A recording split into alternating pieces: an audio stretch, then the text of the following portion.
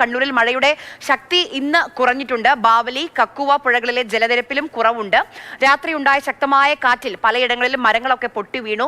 മലയോര മേഖലയിൽ വൈദ്യുതി ബന്ധം താറുമാറായിരിക്കുകയാണ്. കണ്ണൂരിൽ ജലനിരപ്പ് ഉയർന്നതിനെ തുടർന്ന് പഴശ്ശി അണക്കെട്ടിന്റെ 14 ഷട്ടറുകൾ തുറന്നിട്ടുണ്ട്.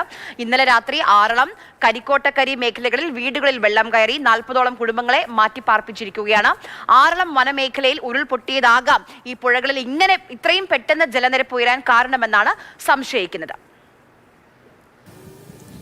ഇന്നലെ രാത്രിയാണ് കണ്ണൂരിൽ ഏറ്റവും ശക്തമായ കാറ്റും മഴ അനുഭവപ്പെട്ടത്. ഇന്നിപ്പോൾ രാവിലെ ആകുമ്പോൾ മഴയ്ക്ക് ശമനമുണ്ടെന്നതാണ് ഏറ്റവും ആശ്വാസകരമായ കാര്യം.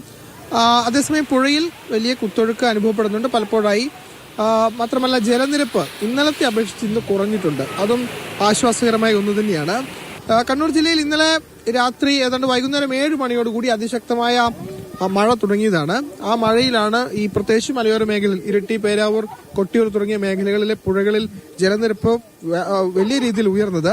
അതിന് പ്രധാനമായും കാരണമായി വിലയിരുത്തുന്നത് ഈ ആറളം വനമേഖലയിൽ ഉരുൾപൊട്ടിയതായുള്ള സംശയമുണ്ട്. അതുകൊണ്ടാകാം ഇത്തരത്തിൽ വെള്ളം ഉയർന്നത് എന്ന് വേണം മനസ്സിലാക്കാൻ. പാലപ്പുഴ പാലമൊക്കെ കവിഞ്ഞ് വെള്ളം ഒഴുകിപ്പോകുന്നതാണ് നമ്മൾ ഇന്നലെ കണ്ടത്. പക്ഷെ ഇന്ന് മഴയുടെ ശക്തി കുറഞ്ഞു, വെള്ളം ധാരാളമായി ഇറങ്ങുന്നുണ്ട്. മാത്രമല്ല പുഴയിലെ ജലനിരപ്പും കുറഞ്ഞു. അതാണ് ആശ്വാസകരമായ കാര്യം. ഇപ്പോഴത്തെ പശ്ചാത്തലത്തിൽ ഇന്നലെ ഈ വെള്ളപ്പൊക്ക ഭീഷണി മുന്നറിയിപ്പടക്കം നൽകിയിരുന്നു. കാരണം ഈ ഇരിട്ടി മേഖലയിൽ പായം, അയ്യങ്കുന്ന്, കരിക്കോട്ടക്കരി വില്ലേജുകൾക്ക് കീഴിൽ അവിടെ ഈ ജലനിരപ്പ് ഉയരാൻ സാധ്യതയുള്ളത് കൊണ്ട് തന്നെ വെള്ളപ്പൊക്ക മുന്നറിയിപ്പ് ആ പ്രദേശങ്ങളിൽ നൽകിയിരുന്നു.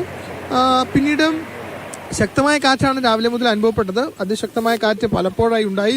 മരങ്ങൾ പൊട്ടി വീണു. പലയിടങ്ങളിലും മലയോര മേഖലയിൽ ഇപ്പോഴും വൈദ്യുതി ബന്ധം പുനഃസ്ഥാപിച്ചിട്ടില്ല. ഇതാണ് ഇപ്പോൾ നിലവിലെ ഒരു അവസ്ഥ. അതേസമയം ഈ മഴ അല്പമെങ്കിലും മാറി നിൽക്കുന്നത് ആശ്വാസകരമാണ്. പക്ഷേ ഇന്നലത്തെ സ്ഥിതി ഇതായിരുന്നില്ല. ഇന്നിപ്പോൾ രാവിലെ മുതൽ ഇടയ്ക്ക് ഇടവിട്ട് മാത്രമാണ് അതിശക്തമായ മഴ ജില്ലയിൽ അനുഭവപ്പെടുന്നത്.